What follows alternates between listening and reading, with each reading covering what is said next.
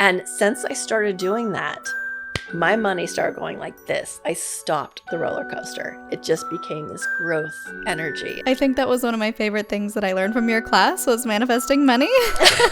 I manifested $15,000 in a week. It just falls into my lap. Falls. You got the check, huh? Hey everyone, my name is Shelise and Sola, and this is Cults to Consciousness, where we discuss leaving high-demand religions or organizations and finding healing and independence through awareness and true individual sovereignty. If you are listening only and you would prefer to see our faces, please head over to YouTube.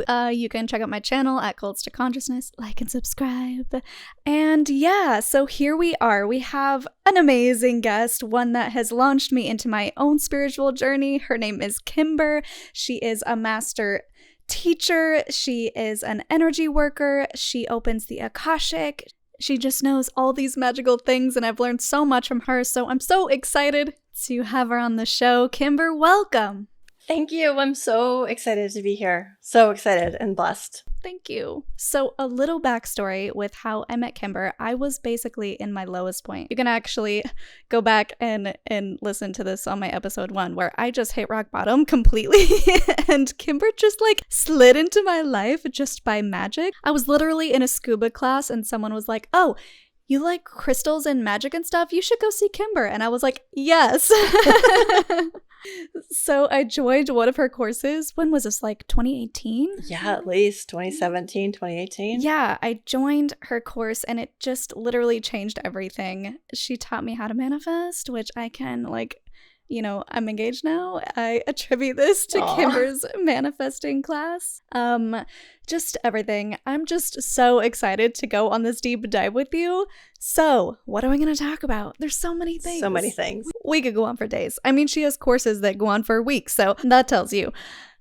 So today, though, we want to focus on how we feel like patriarchal structures and religious communities, whatever it is, people even can have culty tendencies, how those are infiltrating the cults and kind of supporting those cult systems and creating those outdated beliefs that this divine feminine, this goddess energy is sort of obliterating. So we're starting to see this feminine rising. And so we want to talk about how we can bring in more of that without going to distorted feminine, without going to distorted masculine, what that looks like. We'll go through all the terminology, so don't worry, you don't have to be a magical wizard or a teacher like Kimber to understand this conversation. We will break it all down for you. So where do we even start? Let's start with your story. Amazing. Yeah. Okay, like how I got here? Yeah, like a little bit of your background.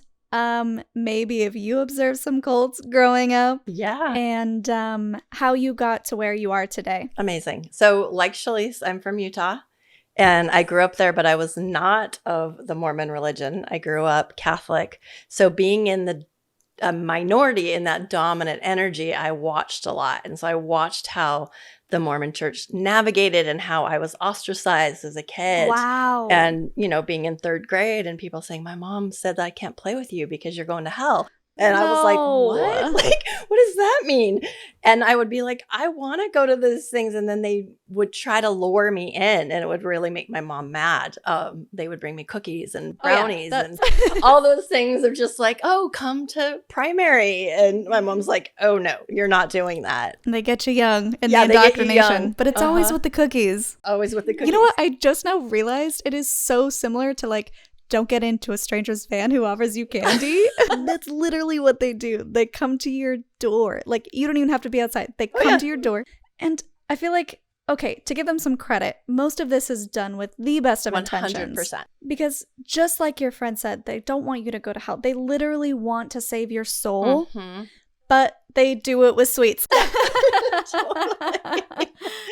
Totally. But then I think it cultivated within me the skeptic, because then I started watching, you know, I loved the Catholic Church because there's a lot of mysticism. Like, I love Mother Mary and I love Jesus and Mary Magdalene and all those beautiful energies. But then I started watching the priests and the control that they brought forth. So I think from a very young age, I started being very skeptical and really discerning my own truth and what I really felt.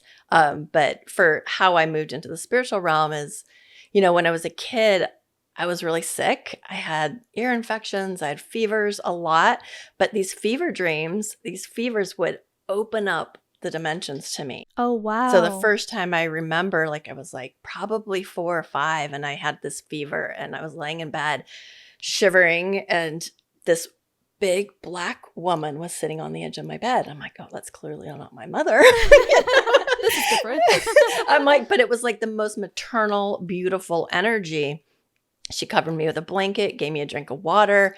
And then she said, honey, tonight we're going to learn how to fly. And so she took me out of my body. And I remember going around my room and I could see things from a different perspective. And then we went into the ethers and she showed me how to fly dimensions and astral travel and go all these different realms. Wow, just gave me goosebumps. So I was able to, and then angels, I would see angels in my sleep, in my dreams. And so I was legally deaf as well as a kid. And so I think that really fine-tuned some of my other senses and brought my sixth sense online. Through all of that, you know, when she did take me out of my body, I landed in a room of a boy. And I thought this was like a deep dream. And I connected with this boy and I said, we're going to learn how to fly. And I took him flying. So throughout my whole childhood, I flew with this other boy and we would fly through planes. We'd go play on a planet. And then when I was like 19, 20, I was like, I have to work for the music industry. And I was headed to college. I wanted to be like a professor and be a humanities major. But suddenly I was like, I'm not going to college. I'm going to work in the music industry. My mom was like, what are you doing? I'm like, I don't know. I just have to do it. And so I went and worked for a record company. I met this guy that was a singer of a band. And then after his show, he kissed me. And then we both started crying. We're like, oh my God, it's you. Goosebumps. And it was the boy that I was connecting through my whole life that I thought was an imaginary friend. And he was real and tangible. Wow. Did he remember that? He remembered it. He remembered it. I remembered it. We were both crying. And it was like one of those times we stepped into this portal, like timelines were flying. It was super intense. And so I ran because I was 20 and I was like, it's a lot for a 20-year-old. Unhealed 20-year-old. And so I ran and I married this really nice guy. And, you know, because I thought I was just like the toxic guys. And I met this really nice guy, married him, had a couple kids, and did the normal. I was trying to do the normal thing and, you know, living in the suburbs with a beautiful house and the beautiful car and the 2 little kids. And then I started having dreams and visions. And these angels are like, you have to find this person in the desert. He needs you more than you know. And I was like, what? And so I went and found him. And it just, the moment he took my hand backstage, these lights opened up and it was like I stepped into heaven. And so this was like if anyone knows what a Kundalini awakening is, this was my Kundalini awakening. It awoken the divine feminine within me. So this whole portal opened up. It was like I stepped into heaven. I felt this overwhelming sense of love that I still to this day have not felt. It was beyond recognition. And then I left going, oh my God, what am I going to do? I love him. I have 2 little kids and I have a husband and I love him. And my friend was like, well, he loves you too, but I need more information about the lights. And I was like, what do you mean information about the lights? And she said, well, when he took your hand, 2 bright lights shot out of the top of your head and merged in the sky, like the Luxor in Vegas. And she's like, oh my gosh, what was that? And I was like, I don't know, but I love him. And then it started this whole soul separation, which was the longing for God, the longing for home, the longing for the beloved. But the Kundalini awakening is that this Kundalini means coiled serpent. And it's like it's this dormant Shakti goddess energy at the base of your spine. And when it opens, it starts to travel up your spine, but it purifies every chakra. So it brings all the shadows and all the dark to the light in order for you to heal and cleanse and purify timelines and purify lifetimes. So I stepped into the dark night of the soul. Like when you found me, I'm a master at the dark night of the soul because I've been there. I've been to hell and back. Ishtar from the ancient Babylonian story of going deep into the underworld in order to reclaim herself.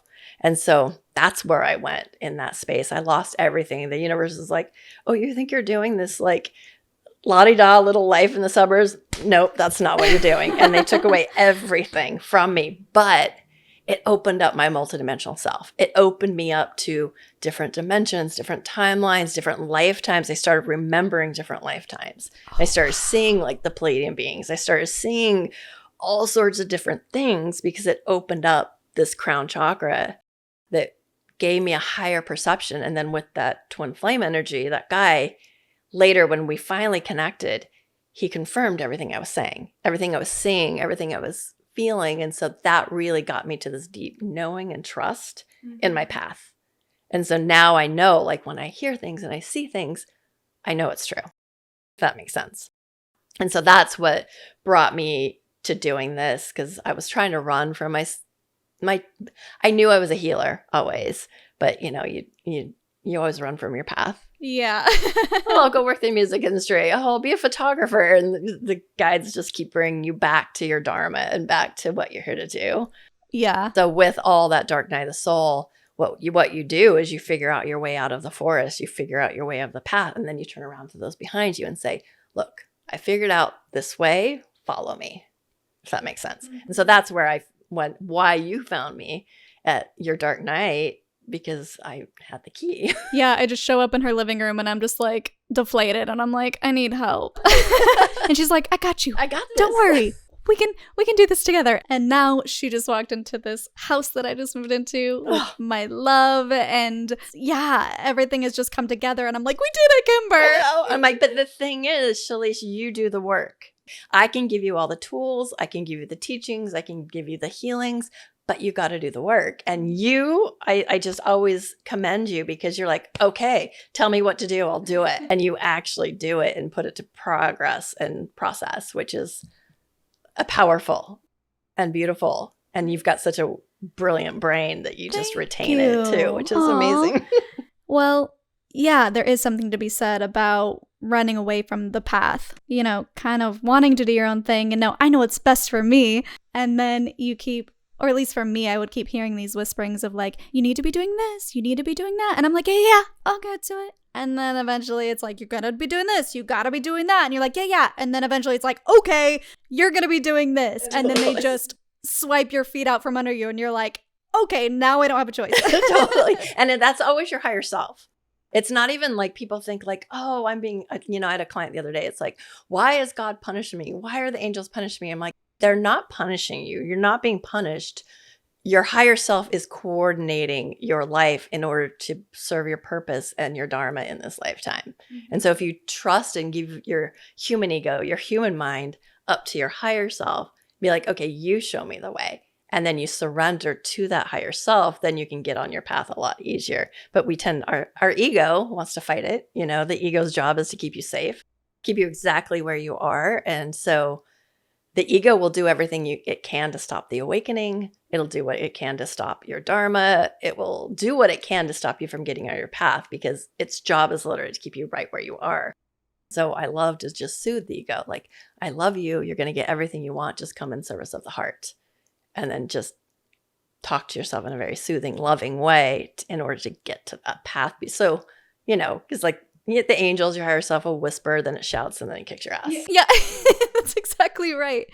But it's so true. When you come in service of the heart, you're letting go of fear, because the two cannot coexist together. 100%. So when you find yourself being so afraid, just wrestle with that and be like, okay, what do you need? This is what I learned from Kimber. Just ask it what it needs, dive in deeper, accept the feeling, welcome the feeling, and then give it love. And usually it disappears. Well, and the shadow does not love love. So if you send the love to the shadow and love to those dark thoughts, they can't coexist together. So it comes to this soothing, then that's why I say come to the heart, because the brain's very polarized. There's the right, the left, the front, the back, all the polarizations. You can't think about what you want without thinking about what you don't want. So sometimes you'll get a snapback when you're trying to think from that ego brain. But if you just come in service of the heart is unified and whole. And so then you can manifest or soothe yourself in such a more beautiful way. So it's like, I love to say, like, knock on your heart, back to the heart, back to the heart. And what you're doing is hitting your thymus gland, which resets the body. And then you just, where your hand goes, where your attention goes, energy flows. It brings you back to that unified field of wholeness. Yeah. Oh man. So I joined a class with Kimber a couple nights ago for the Lionsgate portal, and it was a meditation, and oh my goodness, you guys. Anytime I do a meditation with Kimber, I just fly to other places and dimensions. And I wanted to bring up some of it because I really loved your explanation of Kali Ma, this goddess. But it also ties in with what we were just talking about, how change is so difficult and rebirth is difficult, but it always brings beautiful results. And there was a moment in that meditation where there were many moments, which I could probably get to later, but one moment specifically, Kali Ma, this gorgeous goddess, she hands me this glass and it was full of fire. And she said, "Drink this." And I was like, all right, like, we're here. I guess we're going to do this. So I drink this fire and it burned, obviously, because it's fire. And I remember protesting. I was like, telepathically, this isn't right. This hurts quite a bit. And she looks at me and she goes, "Change and transformation are painful." And I was like, that's true. And this fire was burning away all of the things that I didn't need anymore and everything that was standing in my way and probably opening my throat chakra, right? And as soon as I accepted the flame and accepted the pain, it changed to blue and cooled everything. Wow. And she was just telling me, all you have to do is accept the change, accept the hard. And that's what I've been doing lately, is just like being ripped apart in multiple ways, but for the rebirth of new things. That's amazing. Yeah, let's talk about those goddesses and how you can use their offerings or call upon their offerings and bring them into your life and bring that energy into your life, and maybe how it relates to freeing yourself from culty ways or organizations or people who are bringing us down. Yeah, amazing. Gosh, there's so much to unpack. I know. That is gorgeous. I can't wait to hear about your whole meditation, because you go in so many dimensions and realms. It's powerful. Well, first of all, cults are ancient. They just meant groups. They meant different sects of different things. Like there was the cult of Inanna, which is our original goddess. She's the OG goddess. Like she was like 250,000 years. And they found these texts thousands and thousands of years ago, these like cuneiform tablets with the story of Inanna, the story of Ishtar. But there were cults of Ishtar, the cult of Inanna, cults of Isis. And so they were just sects that just represented the devotion to a certain goddess. Or, like the Catholic Church has the cult of like Saint Andrew or Saint Timothy, and they were just sects of understanding. So originally cults weren't necessarily a bad thing, if that makes sense. But what happens is, people love power and people love to take control of different groups. And even in the Catholic Church, like during the Reformation, when the kings came in the Church of England and they became the leaders of the church, what happened was there was no checks and balances. There was no one asking or balancing what they were saying, which became very cult-like because they became gods. And I think that's what happens with these cult energies. And I think it's a masculine energy of really wanting to like take control and come in this narcissistic pattern. They get a little bit of that energy, and like women throw themselves at them and they get this sexual energy from it, and people look up to them. And so then they start holding this cult energy, and then they wipe out the face of the goddess, because the goddess holds the power, like Shakti. Shakti's an energy, but Shakti also means the goddess. Like there's Shiva, which is the god, the masculine energy. There's Shakti, which is that feminine Kundalini energy I was talking about. So the Shakti energy is like the Sophia, the divine genome, that energy of creation and birthing and bringing all this in. And they want to wipe that out because that's that creative force that we all have access to. And so just like, for the story of Mary Magdalene, right? Like she was, in my heart of hearts, she was Jesus's beloved. I've seen it in the records. I've read the stories. Everything resonates so true. But at those times, like to have, Jesus really loved the feminine. He really honored the feminine and honored the voice of the feminine with his mother and his beloved. But then the early church leaders, they wrote her out. They started talking. Like I can't remember who it was, but one of the popes said that oh, she had an alabaster jar, which was really expensive at that time. So how did she have an alabaster jar? That meant she must have money, so she must have been a prostitute. And then it really stuck. Also, is that the only way that women can make money? Right? Is like being a prostitute? She must have been a prostitute if she had money. If she had an alabaster jar. More power to them, right? Well, to be honest, the word prostitute comes from the Greek word to prostrate, which means to bow before. Interesting. Isn't it weird? So they've hijacked words, they've hijacked language, they've hijacked the feminine energy. It means someone devoted. It's a bhakti path. And so that's the hieroskamos, where the maiden would take on the form of the goddess and merge with the queen to ensure a fertile harvest. So anyway, with the Mary Magdalene story, you know, it's like, oh, so that just stuck with that patriarchy energy, wiping the feminine energy out of the church. And it was like, oh, it's only the patriarchy. Only men can be priests. Only, it's just Jesus is your only way through. And it's so hijacked. And it wasn't until like 1969 that the church was like, oh, she wasn't a prostitute. And then she became a saint. So the rise of the divine feminine has been happening in all certain different ways, but we need that feminine energy. So if we reclaim the goddess and bring her back online, we've been living in a very patriarchal society, which is control. And they control our sexual energy. They control our thoughts, control what we think and say.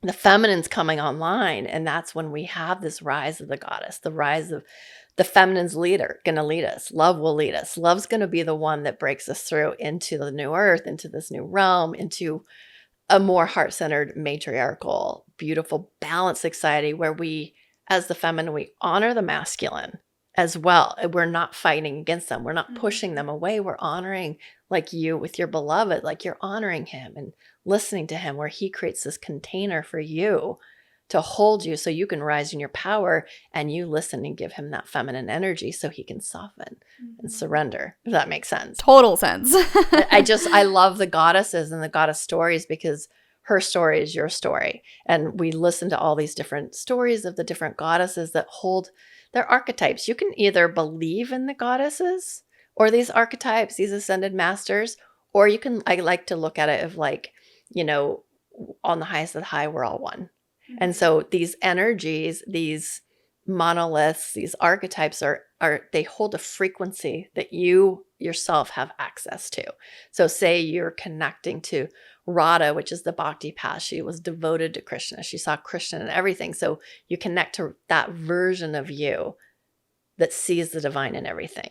Or you connect to, you know, Ishtar, who went into the underworld and had to leave all her gifts behind and all her powers behind. And that's our story of leaving heaven and coming to earth and coming into the underworld. And we forget who we are. And then we have to reclaim who we truly are and find that beloved that's our higher self. I love that perspective, because you're not getting caught up in ideology and worshiping another thing, bringing that into yourself and saying, no, that is an aspect of me. And how can I express this aspect that I'm wanting to express through what we learn about these goddesses? 100%. And so you find the goddess that really resonates with you, that you need that energy.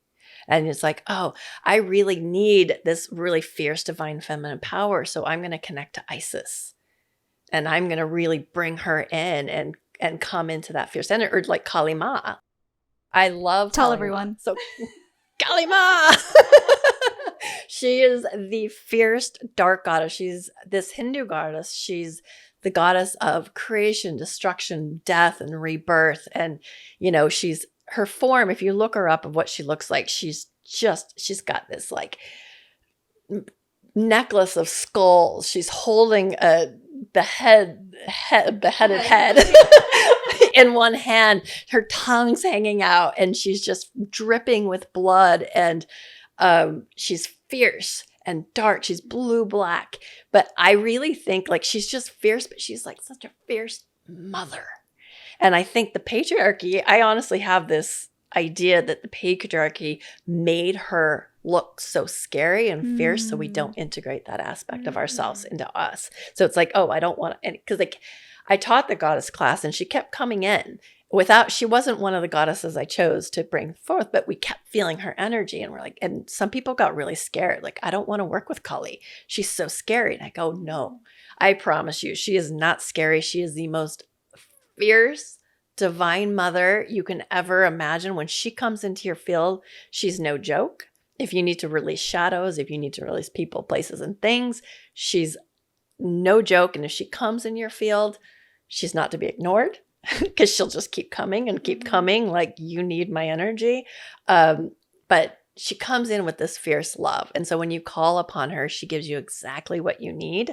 And I keep feeling her, even since like Sunday when we did that thing. She's been coming in and coming in. And it's like this fierce heart to release the illusions, the delusions, your shadows. And you can call her and she's like got a sickle and just like cutting away all that no longer serves, having you drink fire to purify yourself. Oh, yeah. That was only one part of it. Right. Another part was she took me into this arena. It was like this blacked out arena with a hole at the top so I could kind of see the sky, and there's this pillar of light coming down. And she goes, it's time for you to come into your warrior energy. And I was like, all right, cool, I'm ready. And she's like, no, really though. This warrior guy like wisped out of her, like it was part of her. And she manifested this man who was just head to toe. He looked like a stripling warrior from China, like that just thick, heavy armor. And he had this sword. And I'm like, well, shit, I guess I gotta fight. And so I look down at myself and I'm in this like basically naked, but with all these jewels just dripping all over, like a jeweled bikini made of diamonds and gold. And then I have this sword, and all of a sudden I start fighting this guy in the most beautiful acrobatic dance, and within like 60 seconds cut off his head. And I was like, wow, I've never seen myself in a meditation that way. Wow. And then I was like, cool, got it. And so then I put my knife down and I just start dancing this sensual, beautiful dance, not a care in the world. And then from a bird's eye view, I see this probably 10 warriors circling me, coming in and getting closer.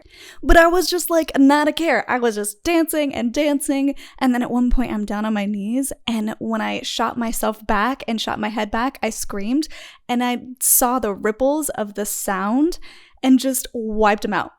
Like, just killed them all within a second. And then I saw this warrior coming down from that opening at the top, and he was in this bright blue color armor. And he comes down, and I was like getting ready to fight, and then I realized, oh wait, I'm not supposed to fight him. That's my divine masculine that I'm supposed to integrate.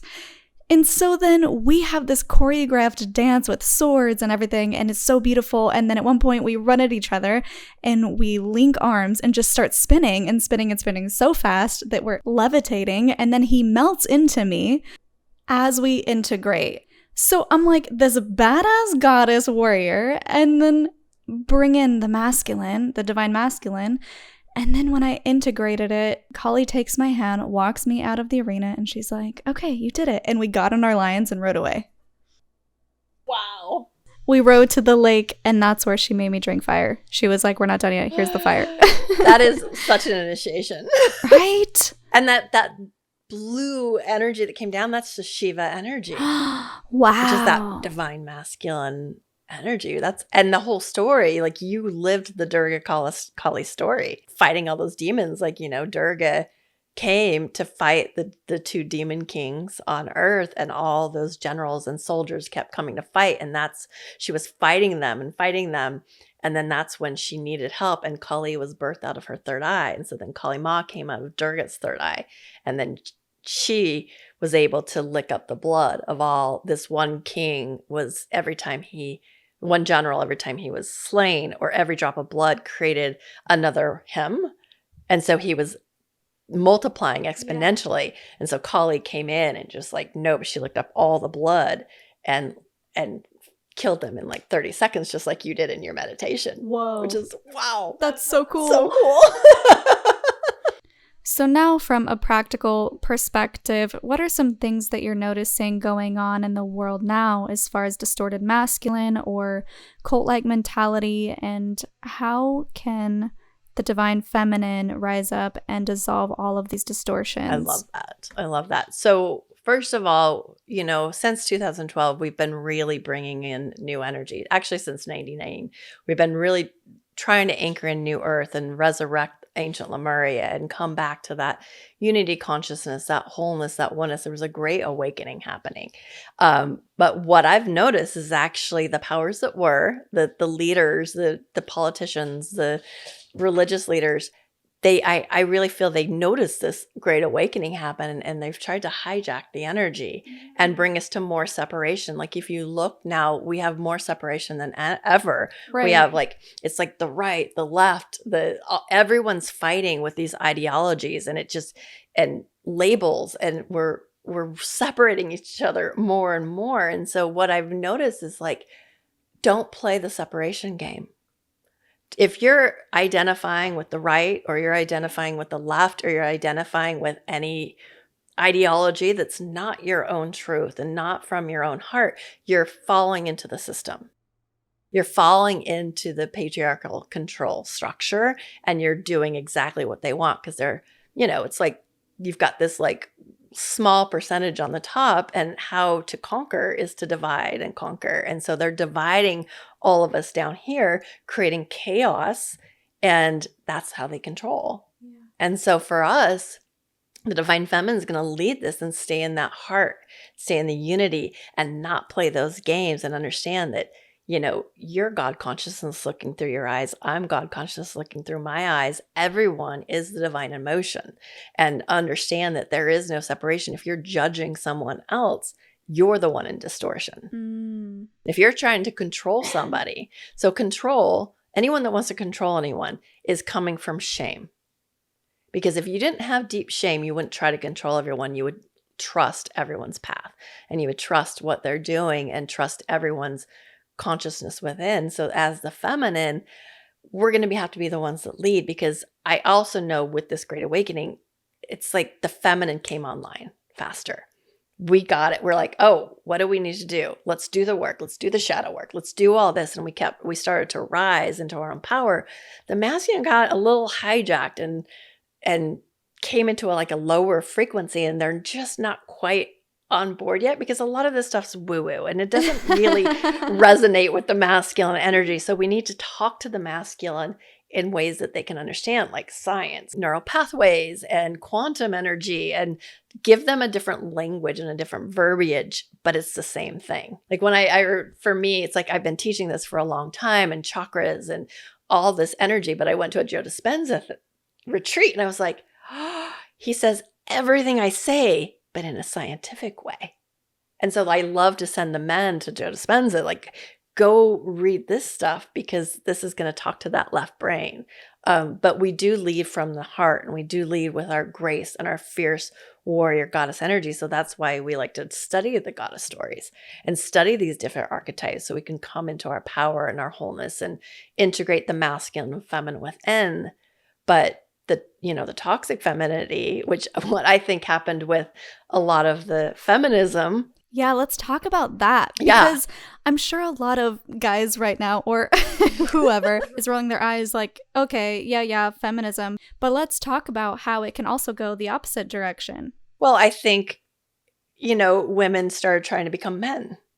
Interesting. Which doesn't work. Or saying men are evil and all men are toxic. And if men hear they're toxic over and over again, that creates a really distorted energy for them. How do they come into their power, and how do they come into love in their heart if they're constantly being told they're toxic? So it's loving and honor the man, and honoring the feminine energy, that there's an energy of femininity that's soft and open. Like the feminine is magnetic. She opens, she softens, and the masculine's electric. He's straight and analytical. And so it's not only a dance within our bodies of having the masculine energy within our bodies balanced and the feminine energy balanced. We don't want to get rid of either one. But then in our personal lives with you and your beloved, it's like, oh, you're the feminine. You're the soft, magnetic, open energy. And he's the magnetic or electric energy.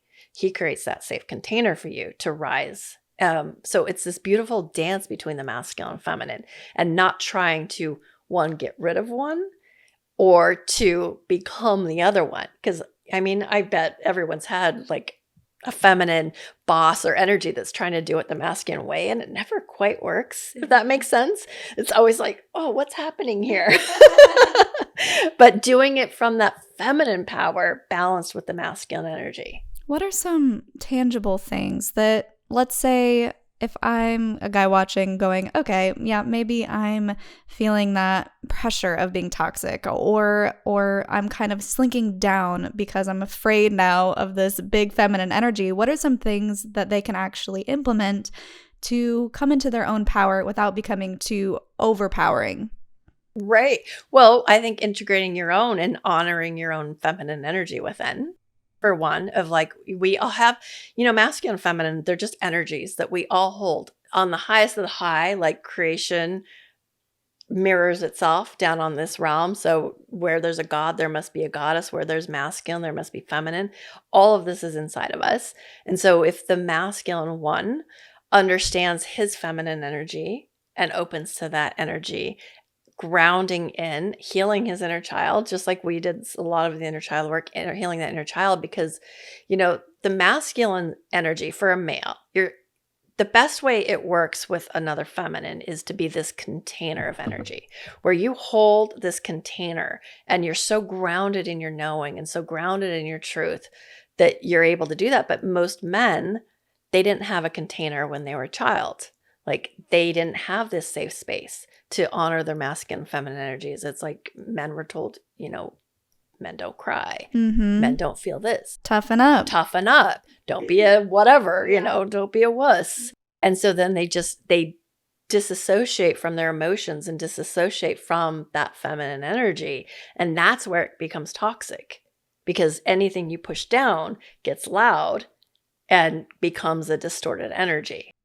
And so if the male does the inner child work and creates that own container for the inner child, where, the dad was supposed to contain that, having that strong container for the male so he can come into his authentic masculinity. But now, obviously most of us didn't have healed parents because it just wasn't a thing. Yeah. But if you go back and do the inner child work and give that inner child that container, that safety to feel all his emotions and feel his hurts and his pains and integrate them and love them and do the work and love yourself. And then you come into this like, oh, the masculine is a very grounded, beautiful, linear, strong energy. And then this strong energy to contain the feminine. So she feels more in her power and she feels safe and can relax into the masculine. And then once the feminine relaxes and lets go of that masculine energy, then she can rise into her own power and into her divine feminine Shakti energy. And then you've got this beautiful dance in a relationship. And, masculine femme doesn't need to be male or female. This can be in any dynamic, but somebody holds the masculine energy and somebody holds the feminine energy. And if you are in like a gay relationship, it's really important to have these conversations. Like, who holds what energy, or do we change and how does this dynamic work here with the masculine and feminine within our own dynamic? When you were talking, I got this visual of the masculine energy is the spine and the feminine energy is the kundalini dancing around it. And then my brain went one step further because that's my brain. And I was like, the male energy, the masculine is like a pole. And the female energy is like the stripper doing the dance around it, right? It's like, that makes sense in my head. That makes sense. It's so true, though. And it is that strong. It's so true. That strong energy. And then Shakti is movement. It's dance. It's going around. And that's 100% true. I love that. Colds to consciousness, y'all. Oh my gosh. So I would love a little explanation on inner child work, or like a meditation that you've taught us before in class, something that people can leave today with and be like, okay, I'm going to sit down and try to actually heal my inner child. I love that. Well, first of all, if you don't know what inner child work is, like, in order to become conscious, we have to make the shadow, bring it to the light. Like, that's a Jungian philosophy of like bringing the shadow to the light in order to heal it. And so we're running, from 0 to 7. We're basically running slower brainwave states, like alpha and theta brainwave states. And I like to look at it as like we're recording everything that goes on in our worlds. And so you've got this camcorder basically recording what's going on. And that's how weaves the subconscious mind. And so it's like, oh, money is really challenging to come by. Parents fight. It's not safe to be in, like the masculine's not safe. We create all these different memories in our subconscious. And then when we grow up, we're basically programmed. And so we're running off of our programs. And then we've got, a shadow, like a trigger. It's like when you're triggered. So say someone says something to you and you get really triggered. A trigger always points to a shadow. And so when you're triggered, when you have a bigger emotion than what the situation calls for, there's a shadow there. That there's something in your past, in your childhood, that this trigger is pointing to. And so that's when you go and you do the inner child work or the shadow work. Like I love the inner child and the shadow work. And if you want to go deeper on my website, there is a portal for just shadow work. There's 6 meditations, there's teachings that you can go and dive into that by yourself. I love to bring more love and light to that inner child and really integrate. Do you want to do a shadow work? I can even just tell them about one go ahead. I remember from your class. Yeah. So I think it was the first class that we ever did, and I volunteered as tribute to do the meditation. So my trigger was I hated when people talked down to me, and they never even meant it that way most of the time. I have a very young face, and I would always get Uber drivers that were like, oh, so are you in school? And I'm like, I finished school like 6 years ago. Like, really? Do I look that young? And to me, I would be insulted. I was like, how dare they think that I was 20 years old or I'm 28 or whatever. The older you get, you're like, thank you. I know, that's what people tell me. They're like, it's a compliment. And I'm like, no. So anyway, anytime someone would say something like that, or, oh, honey, or, oh, you're just a baby. Like, you're only 28. You're just a baby. I'm like, don't use that language with me. Like you said, it was something that was elevated. Like anyone would be annoyed with that, but my blood would boil and I would see red. It was not good. That's a shadow for sure. Through Kimber's meditation, we went back. She said, go back to the first moment where you felt this way. What's the first thing that pops into your mind? And I saw myself playing on the carpet with some blocks. And the problem was my older brother, we're 4 years apart. So I would think it was like 2 or something. So he's older, 6, and he's making these cool things. And I just come over and I try and do it, but I knock everything over. And so he yells to my mom. He's like, Mom, can you get Shelise out of here? She can't do this. She's just a baby. And that was the moment where I was like, no, I'm not. Because what kid thinks that they're a kid, right? Right. Everyone believes that they're older than they are. So that was the first moment where I felt talked down to or patronized, or you can't do it because you're too young. And I always wanted to be older than I was. And so in this meditation, you had me come in as my adult self and pick up my mini self, my little 2-year-old self, and give her the words that she didn't have. Yeah. And say things like, no, I am old enough. And just because I knocked it over doesn't mean I'm doing it wrong. Playing is playing. And all of the things that I just didn't have language for. And that felt really good. And then the next part was just taking my younger self into a room, giving her own blocks, play, do whatever you want, and giving her love and affection and holding her. And that, like, I just started crying. I was like, oh my gosh, my little me just needed love, And then we walked outside and you gave me a magic wand where you said, give this to your little you and collapse the timeline as if it never happened. And so I, give her the wand and she's all excited and just abracadabras the house away. And then it felt better. And since then, I still get a little annoyed, but not nearly as triggered as before that. So it works. It works. And as we heal the past, everything's now. We're in a series of now moments. So as we heal the past, we heal the present. As we heal the present, we heal the future, and we come into that wholeness.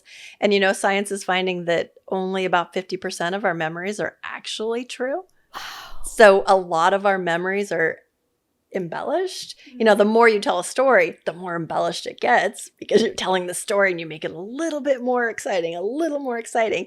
So by the time it's like that operator game, by the time, you know, you're like 60, your stories are kind of a little bit distorted. And so if 50% of our memories aren't true, why don't we just drop them?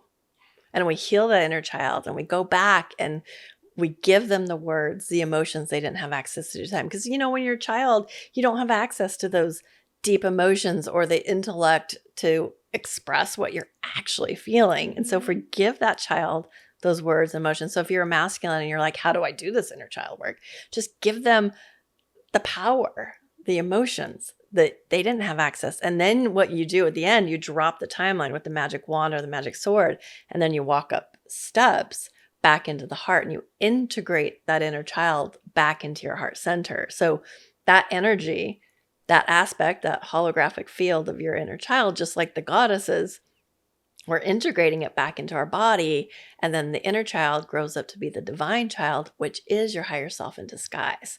And so the more you're integrated with the inner child, the more you have access to your higher self.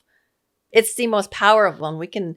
I've done so much inner child work for myself, and I still do it. If I get super triggered or something, I'm like, oh, I get excited because I'm like, oh, there's something here. And I go in my room and I do the meditation and I'm like, okay, let me go find it. And, you know, it's never the memory you think. Sometimes it's not the big wounds. It's not the big events. It's like these little micro things that happen that just dance in your subconscious. And you're like, oh my God, that really affected me. Right. Like one of mine, I've gone back twice, you know, when I'm triggered of like, maybe I'm not the most popular teacher or, you know, whatever. And I'll go back and I'll do it. And it's like, there's this moment when I was 6 and it was he wasn't even my stepdad yet, but we went to Pennsylvania. The people there, they're like, oh, here's a 10-speed. You can ride this. And I had just learned how to ride a bike. So I took the 10-speed and I was riding down the street and I rode back home. And I think he was embarrassed because these people had a lot of money and he was trying to like put on a good show. And I was riding this girl's brand new 10-speed. He grabbed me and pulled me off the 10-speed and said, you're not old enough to ride this. Like, you're going to ruin this bike. And literally yanked me and embarrassed me in front of everyone. And I didn't even remember it until I did this meditation. I was like, oh, that's where I felt like, oh, I'm not good enough. And that shame and that embarrassment. But you integrate, it's like telling her like, no, I did a badass job riding this bike. Like, I am good enough, and taking that power back. And I also love to like, one thing I did with my money thing, because I was, you know, like a lot of us have a lot of money issues, especially if we're on a spiritual path. We like push money away because money's the root of all evil. Money doesn't grow on trees. It's used for all sorts of drug trafficking and human trafficking and all this dark energy. So while we want it, we tend to push it away. Subconsciously we push it away, because I was doing this like roller coaster with money. It's like, oh, I had some and then I had none. I was like, what is this? And then my guides were saying, well, based on your childhood from a single mom and not having enough, you love to like slide into home base right before rent is due. It's like, oh, I don't have anything. It's like, can I manifest all this money within a week? And it's like, oh, I did it. They're like, you get a thrill out of that. I do it too. Yeah. Whoops. Oops. And I'm like, well, I don't want that thrill anymore. And what they told me, like talking about the goddess energy and the matriarchal, they said in ancient Egypt, under one of the queens, it was a very matriarchal society. And so what they had was these high priests and high priestesses of commerce, and they oversaw trade to make sure it was like equanimous and fair and loving. And it stopped wars. It stopped raping and pillaging. And it was a very beautiful thing. But then the patriarch came back in power, got rid of the high priests and high priestesses of commerce.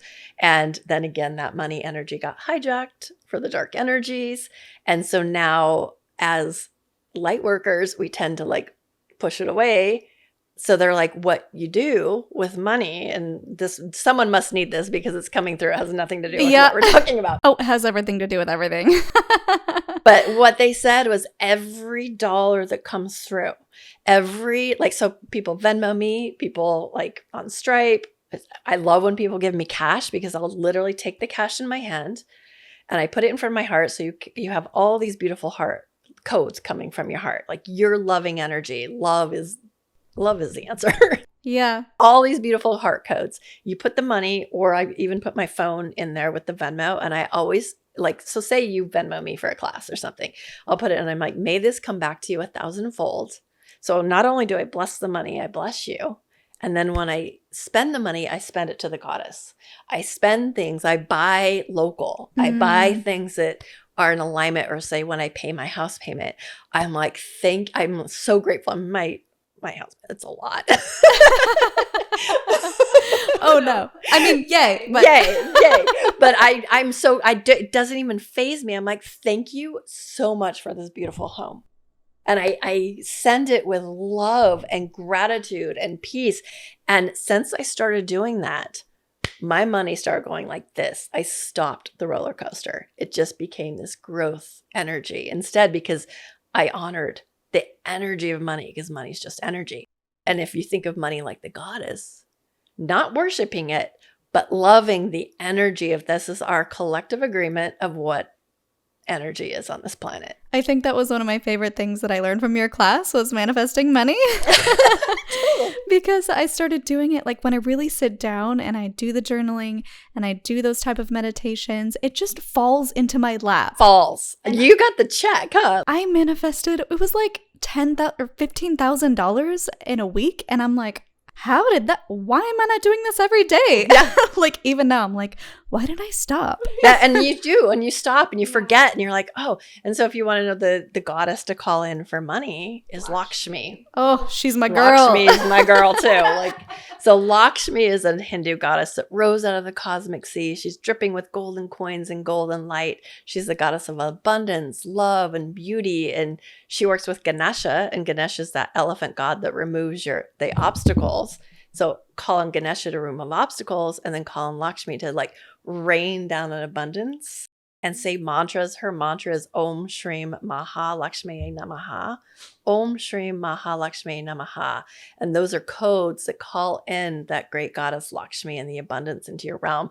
Or if you don't resonate with the Hindu, the Sanskrit words, it's like, I love money, money loves me. I love money, money loves me. And imagine your house filling up with that energy of dollar. Like when I was a single mom and bartending, I used to imagine my whole house filling up with dollars. And it would people would tip me like $1,000 on one beer. What? It was wild. And I was like, every time you do the work, it comes in. And sometimes I forget too. Oh, Lakshmi. I love you. Yeah, I always forget until I'm waiting on that last minute. And I'm like, oh, do I have enough money to pay rent? And I'm like, oh, right. I have tricks up my sleeve. But I love that we're talking about the subconscious things, because I think so many people don't even realize that they're running on programs. Like you said, 0 to 7, you're just programmed. And then if you don't consciously unwind them to give you a more fulfilling life or the life that you want, then you're just going to keep running on those programs.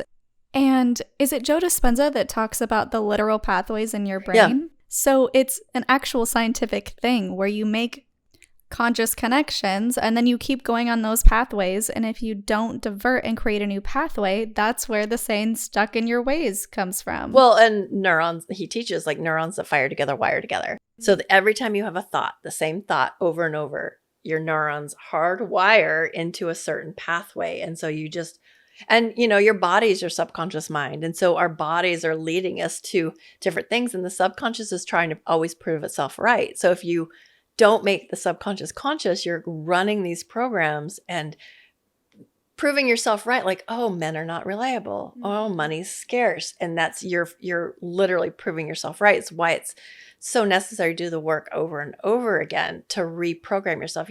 Like for me, I've had 50 years of programming.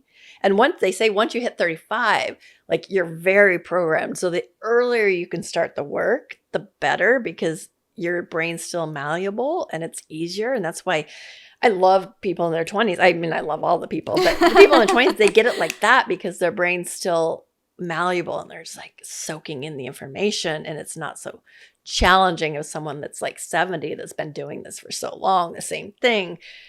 It's hard to pull them back into a new way of thinking because Joe Dispenza teaches too, if you can't control emotion, you must be addicted to it. And so when we have these emotions of anxiety or these emotions of anger, your body literally becomes addicted to the emotion. Like these neural pathways hardwire, and your thymus gland secretes proteins and peptides every time you have the emotion of anxiety, every time you have the emotion of anger. And so these protein and peptides, they leave your brain and go into your body, and your cells create these receptors for that protein and peptide of either anxiety or anger.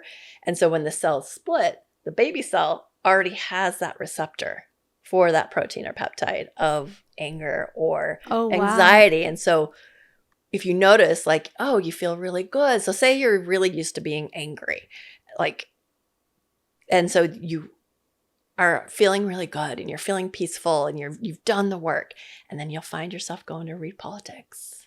Or you'll find yourself starting to think about something that makes you angry because it actually feels good because your body's addicted to it. Wow. People, anxiety, they find something like, oh, what can I think about that's going to make me anxious again? And your brain starts ruminating. So it's like, oh, this is an addictive mentality. So let me catch myself. And people have a lot of my clients have worst possible case scenario. So it's like, every time I'm thinking of something, I think, oh, this worst possible case scenario. What I find is that's actually, they think subconsciously this is keeping them safe, because as a child, maybe they weren't safe and they had become hyper-vigilant and they had to watch things going on because maybe the adults weren't paying attention. And so they became hyper-vigilant. And so then if they thought of the worst case scenario, they could somehow feel like they're in control. And so now I like to tell people, it's like, oh, if you find yourself going to worst possible case scenario, think, oh, this is a program. This is a protective mechanism. How can I bring back? And I told someone recently, the Akashic told them, put a rubber band on your wrist, click it and say best case possible scenario, and start reprogramming yourself to think of the best case possible scenario instead of the worst. I love that, because I was just going to ask you, how do we deprogram ourselves? Because not only are we just programmed in life in general, there's nothing you can do about it, but then when you join a cult, or if you're raised in a cult, then you have that programming on top of it, and it's just like a mess of programs. So how do we pull this back and peel back the layers and deconstruct and figure out who we are as a soul without all of the extra programs? Well, one, by finding like worst case possible scenario, when you get used to that, then your brain, your neurons become hardwired for best case possible scenario. So that's one way to do it. And like, just notice, I love self-inquiry. Like, is this thought actually true? Is this real? Are these my emotions? Like, for those of us that are empaths, I love that question. As empaths, we tend to absorb a lot of energy from the collective, from people in our family, all sorts of different things. We're absorbing this energy. So I love to ask, is this emotion actually mine? Because sometimes we might be feeling a lot of anxiety or a lot of worry, and it's actually the collective energy. So, right now there's a lot of collective energy around money. So you might feel this anxiety, but it's like, is this actually mine? And then when you're like, oh, this actually isn't my worry, and then you can breathe and let it go and be just like, okay, that's not mine. And constantly ask yourself that and soothe yourself with that energy. Yeah, I love that exercise, because I find it too that I absorb my close friends and family's energy. So me and my mom are like this, and she always knows when something's wrong with me. She'll give me a call, what's wrong? I'm like, Yeah. So like, we're so connected, which can be good, but also I tend to absorb a lot of her energy, and same with her. So I love that exercise of just decompressing, even if it's just like watching my favorite Disney movie, like releasing. I watch Disney all the time. So cute. I know. That's my inner child always comes out. It's like, we want to watch Disney. So just doing something that fills my space with joy and happiness, and dissolving anything that doesn't fit within that. And it's so effective. So effective. My daughter and I were connected like that too. And she has big emotions. She, like we always say, if Mike is happy, all of LA is happy. If she's not, it's not. And so, but I really absorb it and I know, and it's so interesting. So it's always nice. Sometimes like she'd be in the other room and I'm like, oh my gosh, I feel really weird. I'm like, oh, this is Micah. This isn't me. I have heartbreak. Oh, Micah's breaking up with her boyfriend. So it's nice to ask, like, is this mine? And then release it and breathe. Breath work is my favorite tool out of, I think, almost anything, because breath moves energy and the quantum moves on big energy. So doing breath work to release the energy is so powerful as well. So that's another tool if you want to do like an intense breathwork practice or even a pranayama practice that's a little softer, to really connect with the breath, because the breath is life and the breath is pranic life force energy. So breath can help you so much of integrating these energies and just coming back, is when you're in the breath, you're in the now. You can't breathe out of the now. And so when you breathe in the now, it brings you back to the right now. And so when you are worried and you are anxious about something, I always think anxiety is projecting to the future, depression is projecting to the past. So if you come to the right here, right now, and ask yourself, so if you do have anxiety or worries, just come back in the heart and be like, am I okay right now? And we're almost always okay. Almost always. Right now. Yeah. Like it would have to be pretty, even like in trauma, like in that moment, you're okay. And even if you die, you're still okay. Because you're still in that, like, it's an never ending expansion and growth and evolution as your soul. And that we're not our bodies. We're not our thoughts. And come to this right here, right now, and release that fear of death. And then we are free. And then you can play in this realm and start to follow your bliss. And that's like, for you, watching Disney movies is your bliss. Yeah. And if we tune into our heart, it's like, when I finish sessions for the day and I'm all done, I literally go, what excites me the most right now? And that's what I follow. And that's what I do. And sometimes it's yoga, and sometimes it's breath work, and sometimes it's going for a walk on the beach. But inevitably magic happens if I actually tune into myself. What is my blissful energy right now? Or what class excites me the most right now? And then you do it with no insistence on outcome. And then that's the way you move to your higher timeline, is by tuning in, because your higher self speaks to you in passion.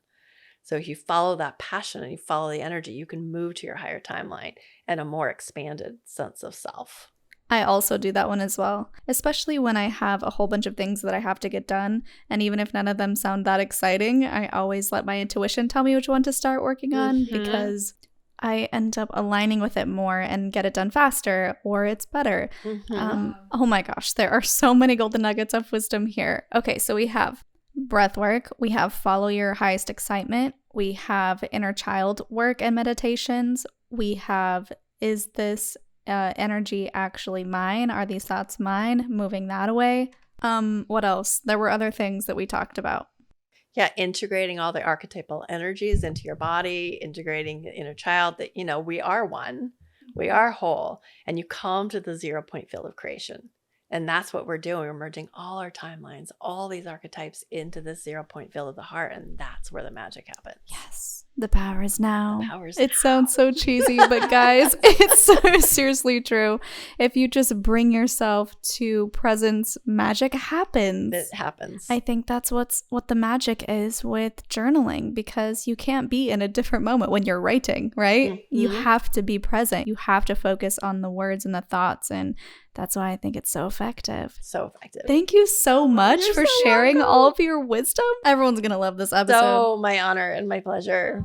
Everyone watching this is going to be like, cool, how do I dive into this deeper? What are some things that you are offering, or how can people find you?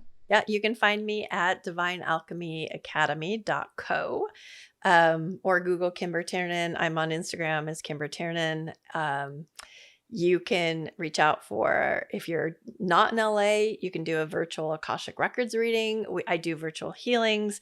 If you're in LA, you can come see me and we can do the Akashic Records and do deep healing where I use sound and meditation and integration. They're so good. Guys, they're so good. And my favorite thing are my spiritual classes. So I'm constantly teaching different classes, and I tune into my highest excitement. What's my next class? If you want to dive deep with the goddess, I have on my portal on the website, Diving Deep with the Goddess. You're going to hear stories of all the goddesses, relationship information, activations. It's just rich with information. And the upcoming class is going to be this harmonic universe. Shelise has done that one. So it's everything you've ever wanted to know about ascension, about dimensions, about all this magic. And then I'm also teaching Akashic Records classes. So if you're interested in learning the Akashic Records, then you can take these classes, and it's beginning. And so it's very intimate. It's very magical. And I teach you how to open yourself up to that realm of consciousness. So as we move from the cult and having that integration, like having to go through someone to get our truth or get our knowing, our connection to God, we're being asked to be responsible for our own connection to God. So that's why I think it's so important to learn how to read your own soul's purpose and your own soul information. Yeah. And she has meditation books, guys. Yeah. This is from class. Oh, I just showed it backwards. It's been through a lot, so don't judge me. Quantum Leap into a Parallel Reality. Are you still doing this course? I'm going to be doing that in January. Okay, January. Or until then, if you're like, no, I want to start now and manifest my own $15,000. This book you can get on your website, right? Is it still available? Yeah, the book. Okay. And there's a whole kit.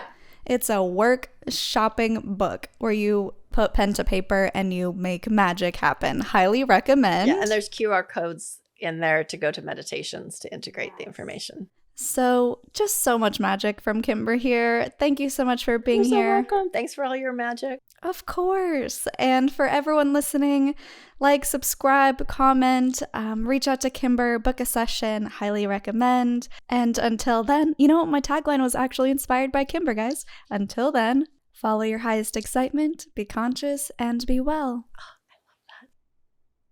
My friends, we forgot to do the Linda Listen segment while we were there recording with each other, so we're going to be doing this now in post. So I'm sorry there's no video. And what is Linda Listen? It's basically a statement that you say with sass, that you say with conviction, whether it's to a person or an organization or to someone that you just want to get your point across to. Here it is.